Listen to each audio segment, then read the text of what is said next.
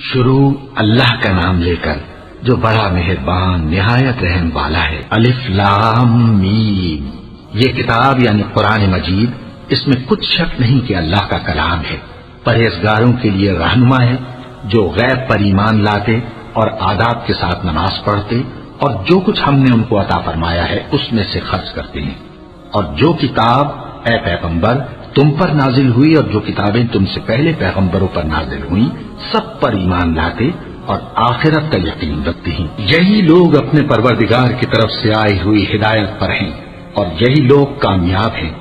جو لوگ کافر ہیں انہیں تم نصیحت کرو یا نہ کرو ان کے لیے برابر ہے، وہ ایمان نہیں لانے کے۔ اللہ نے ان کے دلوں اور کانوں پر مہر لگا رکھی ہے اور ان کی آنکھوں پر پردہ پڑا ہوا ہے اور ان کے لیے بڑا عذاب تیار ہے۔ اور بعض لوگ ایسے ہیں جو کہتے ہیں کہ ہم اللہ پر اور روز آخر پر ایمان رکھتے ہیں، حالانکہ وہ ایمان نہیں رکھتے۔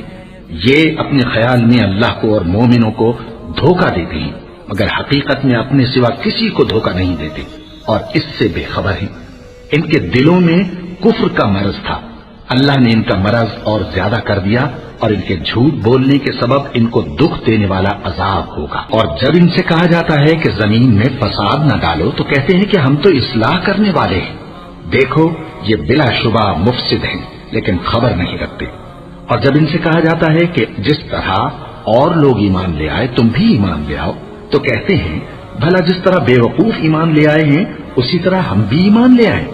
سن لو کہ یہی بے وقوف ہیں لیکن نہیں جانتے۔ اور یہ لوگ جب مومنوں سے ملتے ہیں تو کہتے ہیں کہ ہم ایمان لے آئے ہیں، اور جب اپنے شیطانوں میں جاتے ہیں تو ان سے کہتے ہیں کہ ہم تمہارے ساتھ ہیں، اور مسلمانوں سے تو ہم ہنسی کیا کرتے ہیں۔ ان منافقوں سے اللہ ہنسی کرتا ہے اور انہیں مہلت دیا جاتا ہے کہ شرارت و سرکشی میں پڑے بہک رہے ہیں۔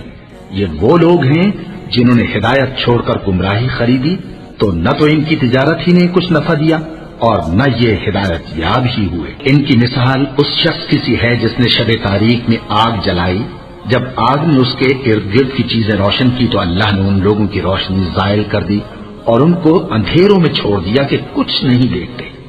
یہ بہرے ہیں، گونگے ہیں، اندھے ہیں کہ کسی طرح سیدھے رستے کی طرف لوٹ ہی نہیں سکتے۔ یا ان کی مثال میں کسی ہے کہ آسمان سے برس رہا ہو اور اس میں اندھیرے پر اندھیرا چھا رہا ہو اور بادل گرج رہا ہو اور بجلی کوند رہی ہو تو یہ کڑک سے ڈر کر موت کے خوف سے کانوں میں انگلیاں دے لے۔